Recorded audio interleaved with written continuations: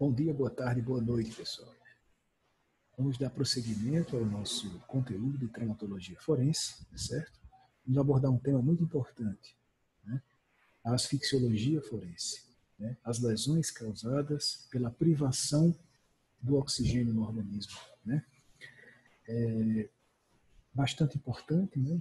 Porque, citando aqui só o exemplo de uma das circunstâncias onde o conhecimento da asfixiologia forense se aplica, né? Os enforcamentos, esganaduras, né, que infelizmente são tão prevalentes, tão presentes no dia a dia daqueles que militam, né, na seara penal, né, no contexto dos institutos médico-legais. Então, sem mais delongas, né, vamos falar um pouquinho sobre isso aqui, tá bem? Olha só, segundo Kempis, né, em 1968, ele definiu que a asfixia ela tem algumas fases que são progressivas, tá bem? Esses mecanismos vão se somando, vão se avolumando. Né? E a primeira fase, né, ele descreve com os seguintes termos. Eu vou explicar cada um deles. Cianose, dispneia inspiratória com respiração forçada e profunda. Gente, primeiro, cianose, né, é o termo médico que se dá ao aspecto roxo azulado que as extremidades do corpo da gente, né, a face, as extremidades dos membros superiores, as extremidades dos membros inferiores, eles assumem, né, aquela coloração roxo-azulada, né, que é característica da diminuição da oferta do oxigênio. Tá? Então a gente fala que situações como essa é uma baixa saturação de oxigênio nas hemácias da gente. Tá? O termo médico para isso, para esse arroxeamento, né, é cianose. Tá bem? Então vamos aprender mais esse aí, guardar no nosso vocabulário. Dispneia, pessoal, esse prefixo dis quer dizer, significa disfunção, desarmonia, né, perda da normalidade. E o resto da palavra, né, pneia, refere-se à respiração. Então, dispneia é uma disfunção na respiração, uma alteração no ritmo normal da respiração. E uma dispneia que é especificamente inspiratória. A dificuldade aqui está em inspirar, o que resulta, né, em respirações forçadas e profundas. Então, na primeira fase da asfixia, tá, a gente não está falando aqui de nenhum mecanismo específico de asfixia. Isso aqui são fases que são comuns, né, a todos os tipos, tá bem? Eu tenho a cianose, dispneia inspiratória com respiração profunda, forçada e profunda. Já na fase 2, gente, a dispneia agora ela é expiratória. Né? Eu não estou conseguindo colocar ar renovado para dentro do pulmão. Né? Então, o organismo ele também precisa, além de colocar ar renovado para dentro, ele tem que jogar o gás carbônico para fora. Tá certo?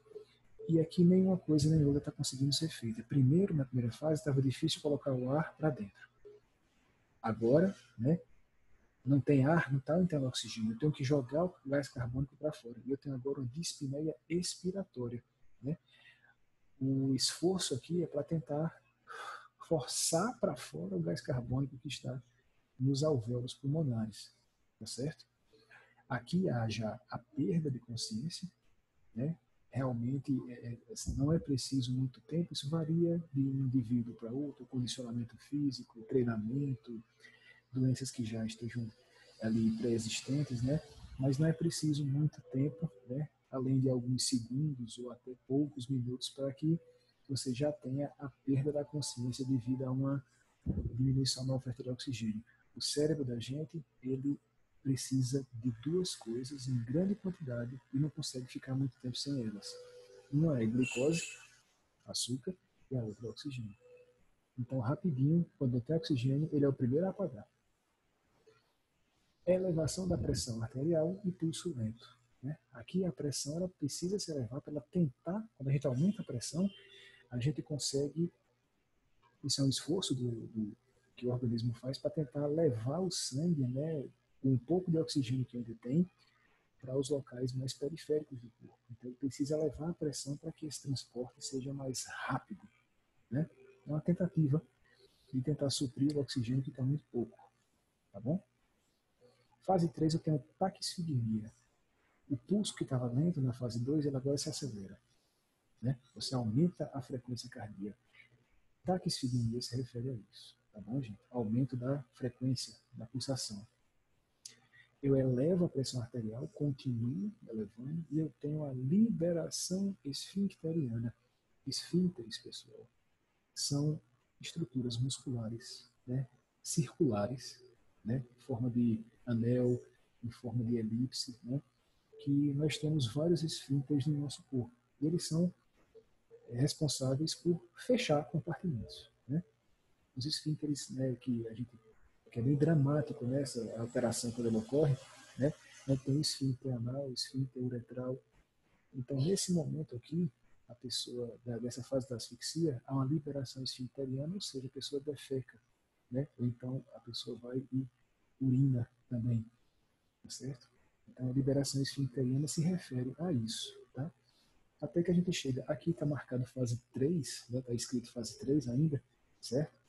Mas, na verdade, né, seria aqui já a fase 4, tá? Que é a apneia, ou seja, cessação da respiração. Tá bom?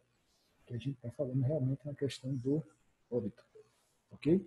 4 fases comuns a todos os tipos de asfixia. Vamos adiante. Falando agora especificamente de um tipo de asfixia, que é a asfixia causada por afogamento. Tá bom, gente? Olhem bem essa figura, tá? A gente falou anteriormente de 4 fases da asfixia em geral. Aqui, o afogamento, que é um tipo de asfixia, ele possui 5 fases. Tá certo? É importante a gente entender como é que esse processo se dá.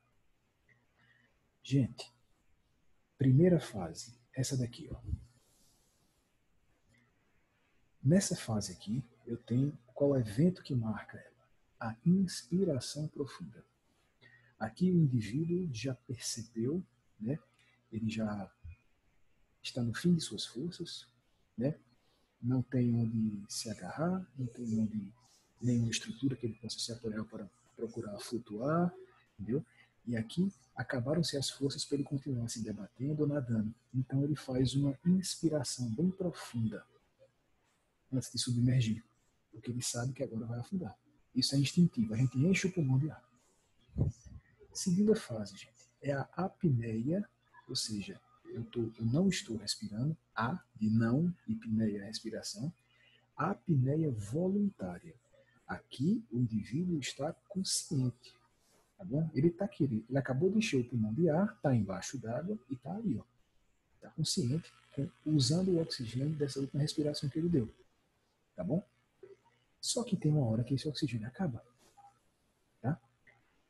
E a gente chega na fase 3. O organismo da gente ele tem reflexos que são bem primitivos, e um dos mais primitivos é o reflexo relacionado à nossa respiração. A gente não tem que estar prestando atenção e lembrar de respirar, vocês já perceberam isso? Porque tem uma estrutura do cérebro da gente que controla isso, né, de uma maneira bem automática, para a gente não ter que se preocupar. Né? Que tem um centro respiratório no bulbo, né, que é uma estrutura que fica na base do nosso encéfalo. Tá? Essa estrutura vai e manda que a gente respire. Né? Acabou o oxigênio, ele vai e diz, tem que respirar. Não importa se você está embaixo d'água. Então, nesse momento aqui, vai acontecer uma inspiração forçada. E nessa inspiração forçada, ao invés de entrar ar, entrou água. Tá? Depois disso, né, em virtude da hipóxia muito avançada, né, hipóxia aqui é quantidade baixa de oxigênio, né, hipo de pouco, óxia se refere ao oxigênio, né, o indivíduo apresenta um quadro de convulsões. Aqui o cérebro está entrando em curto-circuito, ele precisa muito de oxigênio no cérebro. Né? E quando ele entra em curto-circuito, tem essa tendência, né? Estou usando aqui um termo mais fácil de entender, um curto-circuito, vai convulsionar. Depois disso, vem a morte. Tá certo? A fase 3, como eu falei para vocês, a apneia voluntária ela vai ocorrer devido à elevação sanguínea dos níveis de CO2. Entendeu? O que vai estimular o tronco cerebral ao reflexo da inspiração. Tá? Como não há correção da hematose, pessoal, é o termo que se refere à troca de oxigênio por gás carbônico que acontece no pulmão da gente. A todo instante a gente está fazendo isso. Entra oxigênio, sai gás carbônico. Entra oxigênio, sai gás carbônico. Como não deu para fazer isso, está debaixo d'água. Quando ele inspirou, entrou água, não entrou ar. Aconteceram as convulsões, né? E vai evoluir para a fase 5, que é a morte. Ok? Fase do afogamento. Isso é bem importante, tá? Ainda se referindo ao afogamento, a gente tem algumas particularidades em relação ao afundamento e à flutuação do cadáver. Isso aqui é bem interessante, pessoal. A primeira fase, o que acontece primeiro, é que o cadáver ele vai baixar, ele vai submergir, tá certo? Naquele momento ali, ele é mais denso do que a água. Os pulmões estão cheios de água. Vocês entendem? Né? Ali, o que faz a gente flutuar, vocês devem ter tentado isso, uma brincadeira, né, de criança muito comum, né? A gente tentar ficar flutuando na piscina. E a gente tem que fazer isso enchendo os pulmões de ar, para tentar desequilibrar, né, essa densidade que há do corpo e da água. Então, aqui não é possível, o pulmão está cheio d'água. Então, isso vai fazer com que o corpo lentamente ele vá afundando. A segunda fase, a gente tem a primeira das flutuações. Então, acompanhe isso. O afogado está no fundo, né? Ele primeiro submergiu. Aí ele vai flutuar. Vai acontecer 24 horas depois a 5 dias depois do afogamento. Porque ali começou a ter já a putrefação do cadáver e a produção de gases, né, relacionados a esse processo de proliferação das bactérias da putrefação do cadáver. O cadáver vai começar a inchar de gás devido à ação das bactérias. Aí ele vai começar a flutuar. Tá certo? Aí, depois de 5 dias, né, essa produção gasosa ela vai começar a diminuir, os gases vão começar a ser liberados e o corpo vai fazer a sua segunda submersão. Ele vai abaixar de novo. Ok? Depois, tá certo? Aí, passados já aí algumas semanas, tá certo? O cadáver vai começar, vai progredir, né, nesse processo de putrefação e decomposição do cadáver. Ele vai começar a reduzir o seu peso, porque está sendo consumido, está sendo destruído, né? E também vai haver um fenômeno muito interessante, que é a transformação da gordura do corpo em uma cera, chamada adipocera. Tanto a diminuição do peso como a produção dessa cera alteram a densidade do cadáver e ele volta a flutuar de novo. Então, gente, é um balé, assim, meio macabro, né? Primeiro, por ocasião do afogamento, o cadáver baixa. Depois, produzindo gases, sobe. Depois, os gases são liberados, desce de novo. Depois, continua a progressão da decomposição, né? Formação da adipocera, o cadáver sobe novamente. A adipocera é isso, pessoal. É a transformação da gordura que há, né, no nosso corpo, sofre uma reação química, tá certo? Não convém aqui a gente detalhar, mas é uma esterificação, e isso altera a densidade do cadáver, e ele vai e sobe, ok? Cogumelo de espuma, perdão pela foto chocante, mas é preciso. Esse aqui, pessoal, é o sinal mais característico da morte por afogamento. Ele se chama cogumelo de espuma. É isso aqui, ó, na boca. Tá? E a hemorragia nasal pode estar presente também, né? Mas o cogumelo de espuma é o achado mais característico do afogamento, tá certo? Né? Devido à grande quantidade de líquido nos pulmões. Outro sinal é a turgência da jugular. Vocês estão vendo isso aqui, gente? Esse abaulamento aqui, essa protuberância no pescoço. Isso aqui é a veia, uma veia que a gente tem chamada veia jugular, né? Que ela fica muito cheia por causa do aumento na pressão nos pulmões. Os pulmões estão cheios de água, né? E esse aumento na pressão ele se transmite para os vasos que estão mais próximos, né? E vai deixando esses vasos mais entumecidos, mais protuberantes. Então, a gente tem aqui a turgência da jugular como um desses sinais também, tá certo? Ela fica túrgida, ela fica cheia, ela fica repleta. E aqui alguns sinais de exposição prolongada à água, né? Na mão, nos pés, né? Aí tem uma coisa chamada maceração, né? A água, ela vai, o tecido, devido a esse aumento na umidade, as camadas mais externas da pele, elas vão se desprendendo, né? Quando a gente fica, às vezes, muito tempo na piscina, a gente tem o comecinho desse processo, né? Que fica aquela mãozinha gilhada. Imaginem que isso aqui é levado às últimas proporções, né? Se você fizer uma fricção aqui um pouco mais forte na mão desse cadáver, ele pode, inclusive, se desfazer as camadas mais externas. Ainda em relação ao afogamento, existem algumas lesões que são características também daquela pessoa que teve uma morte por afogamento, que são as lesões por arrasto, né? A depender do local onde aquela pessoa morreu, né? Se for, por exemplo, um local onde há alguma corrente, né? Um rio, um açude, algo do tipo, né? Essa configuração aqui que o cadáver assume, né? Ela é bem característica, né? Quando ele fica com essa posição devido a que a cabeça ela pesa mais, né? Então acaba ficando mais baixa. O abdômen é um dos locais onde primeiro fica repleto de gás devido à proliferação das bactérias, então ele fica um pouco mais elevado. Aí temos aqui os membros inferiores que são mais pesados, ficam mais para baixo também. Então essa é uma posição característica de um cadáver, né, que morreu, da pessoa que morreu afogada. E essas partes aqui em preto ficam em contato com o solo. Então elas muitas vezes você encontra os cadáveres com lesões de dermoabrasão, né? Você vê algumas lacerações na testa, no dorso da mão, no joelho, na ponta do pé, tá bom? Lesões por arrasto. Aí se o local tem aquela correnteza, né, o corpo vai sendo levado, né, vai sendo arrastado esse leito, tá bem? E aqui, pessoal, olha só. Para Lohan, os sinais mais marcantes de afogamento são a espuma na boca e narinas e a distensão pulmonar. Estão vendo aqui que interessante?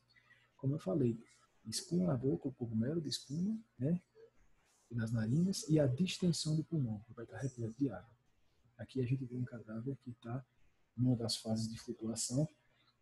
Pela aparência dele, eu diria que seria a primeira flutuação, devido à produção de gases. Gente, o soterramento, né? Falando rapidamente aqui, o raciocínio é muito parecido com o do afogamento. A diferença é que, ao invés de ser água, é algum meio sólido, tá certo? Então, ó, a gente tem os sinais gerais de asfixia e a presença de substâncias sólidas ou semissólidas nas vias respiratórias, né? Aqui, no caso, uma pessoa que foi soterrada por lama, tá? Então, a sequência que a gente observou lá no afogamento, ela é a mesma daqui no soterramento. A diferença é que, em vez de água, é alguma outra coisa, é um meio sólido, tá bom? Né? Olha só, a apresentação geral do cadáver, com outras lesões, é lameado, com as vestes recobertas com substâncias estranhas, somadas às informações constantes na perícia do local, darão um direcionamento mais claro no caso. Então aqui não tem muito que a gente raciocinar, não. Soterramento é como se fosse afogamento, tá? Basicamente, só que com um meio sólido ao invés de um meio líquido. Ok? Aqui, outra situação que requer nossa atenção, tá? Enforcamento e estrangulamento. Enforcamento.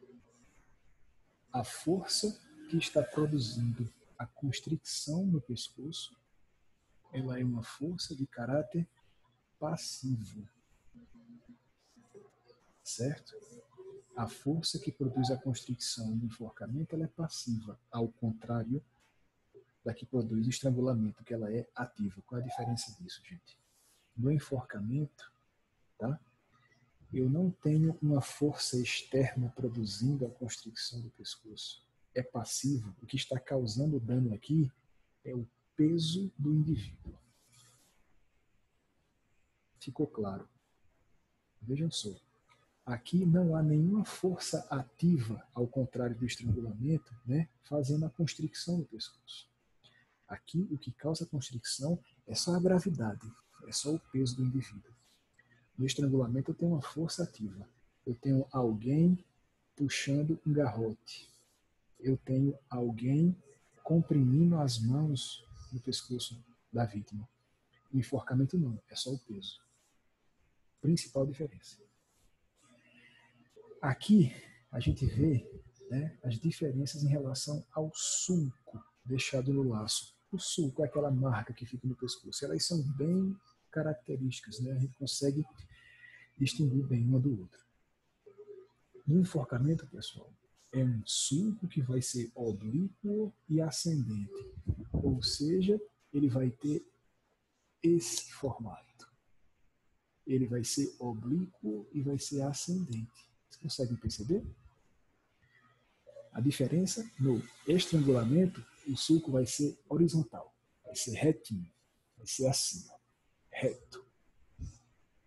E no enforcamento ele vai ser oblíquo e ascendente. No enforcamento predomina a variabilidade. Ele não vai ser único, não. Ele vai ser meio bagunçadinho. No estrangulamento você vai ver um sulco único, bem, né, com a característica mais uniforme. No enforcamento ele é mais bagunçado. Você vê um sulco, vê outro assim por cima. Tá bem? O enforcamento, pessoal, ele não vai ser contínuo ao redor do pescoço. Ele vai chegar uma hora que ele vai parar. Você vai ter o sulco, né? Vai ter uma hora que vai parar e vai continuar depois. Uma área que não tem sulco. A que se deve a isso? O local do nó. Tá? No local do nó não vai ter sulco, não vai ter constricção no pescoço. Já no estrangulamento é contínuo. Esse sulco não tem nó no estrangulamento, não tem um nó que tenha uma proporção tal que faça o sulco ser interrompido. Tá? No enforcamento, né, geralmente o sulco ele é único, o estrangulamento é múltiplo, tá certo? Aqui, ó, o enforcamento ele vai estar acima da cartilagem tireoide. Gente, cartilagem tireoide é aquele popular pomo de Adão. A gente percebe muito mais nos indivíduos do sexo biológico masculino, né? Ele vai estar acima, né, desse pomo de Adão. Quando é um estrangulamento, ele geralmente vai estar abaixo do pomo de Adão, da cartilagem tireoide. Vamos aprender o nome certo, cartilagem da tireoide, tá bom? Geralmente no enforcamento ele vai ter um aspecto mais apergaminhado, né? Apergaminhado é um aspecto que se dá quando o líquido, né, que está ali na pele, ele devido à ação, né, de uma compressão, ele se esvai, né, e fica um aspecto mais ressecado, tá? E a profundidade do enforcamento ela não é uniforme, né? Da mesma maneira da variabilidade, né, que predomina uma variabilidade maior no enforcamento, a profundidade também vai ter local que vai estar mais fundo, vai ter local que vai estar mais raso, e no estrangulamento, né, ele vai ter uma profundidade mais uniforme, mais única, tá certo? Não vai ter diferenças muito grandes na profundidade. Tá bem? Aqui temos a explicação que eu falei para vocês, tá certo? O mecanismo de morte, né? Essa constricção do pescoço veio por um laço que se deu passivamente pelo peso do corpo ao enforcamento ou ativamente por força externa ao estrangulamento, ok? Gente, esses risquinhos mais escuros aqui, né, são as regiões do corpo da pessoa que foi enforcada que vão estar mais escurecidas, que vai ter as hipóstases que eu falei para vocês na aula anterior. Não sei se vocês lembram, tá certo? As hipóstases vão estar localizadas mais nessas regiões aqui, ó, regiões de maior declive do corpo, tá bem? Aqui alguns sinais que podem ser observados na pessoa com morte por estrangulamento, né? A língua protrusa. Protrusão da língua é a mesma coisa que dizer que a língua está colocada para fora da boca. Então, a língua protrusa é a língua que está entre os dentes, para fora da boca. É um dos sinais de enforcamento. Tá? O sangramento, né, auditivo. A gente tem aqui ó, o sangramento que vem, né, se insinuando aqui pelo canal auditivo. Tá? Aqui a gente tem algumas petequias, que são sangramentos devido ao aumento da pressão, né? Quando você aumenta a pressão, você não está constringindo, você não está fechando aqui somente a via aérea, não. Você está fechando também alguns vasos. E quando você fecha esses vasos, você aumenta muito a pressão e tem esses sangramentozinhos aqui, ó. Na pele, esses pontinhos aqui, isso é sangue. E aqui, ó, nos olhos, entendeu? Na esclera. Esses pontinhos aqui são sangramentos também. Tá bom? Aqui, gente, a depender do que foi usado, né, como meio do enforcamento, você tem características diferentes dos sulcos. É importante a gente prestar atenção nisso, tá? A corda, né, ela vai imprimir a sua forma do pescoço, né? Aqui um colarzinho de pontas, né, vai imprimir a sua forma do pescoço, um cinto, né? Aqui uma corda com característica diferente, tá certo, gente? Então, aqui são os sulcos deixados nos enforcamentos. Já no estrangulamento, pessoal, né? A gente vê aqui, ó, o sulco, né? Olha a característica diferente. Ele é mais horizontal, ele tem uma profundidade mais única, tá certo?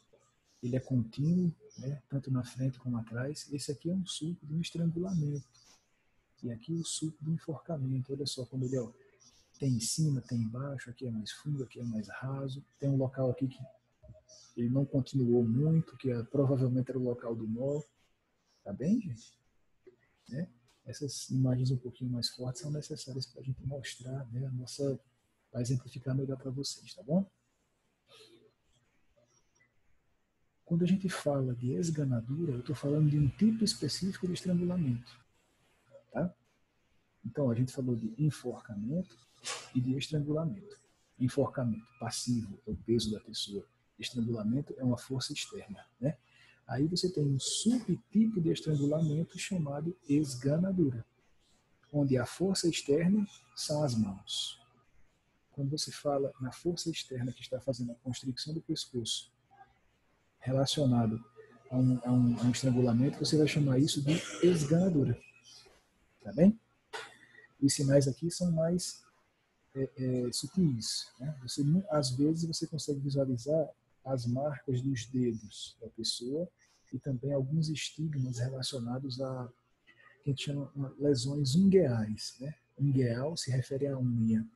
Então você vai ter arranhadura no pescoço, você vai ter a marca do dedo da pessoa também no pescoço, tá certo? É muito comum você ter a cartilagem tireoide quebrada, que cartilagem é igual a osso, fratura, ela quebra também, tá certo?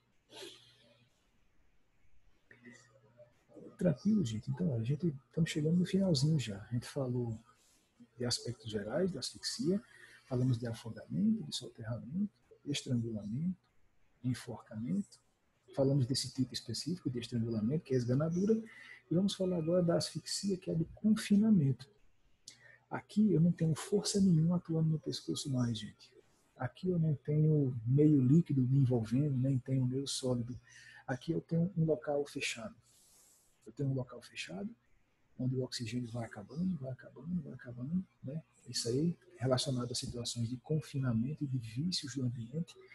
Não é só a falta de oxigênio, mas eu também posso ter ali naquele ambiente um gás que torna a respiração mais difícil, que torna a oxigenação mais difícil, né?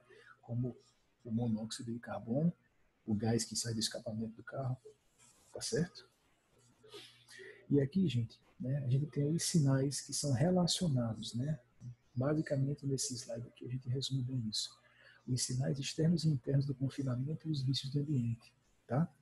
Quais são as lesões típicas? Como é que é o aspecto necroscópico da pessoa que veio a óbito relacionado a uma asfixia por conta de um confinamento num local muito fechado ou num local onde tem um gás que torna o ambiente, o ar irrespirável, tá?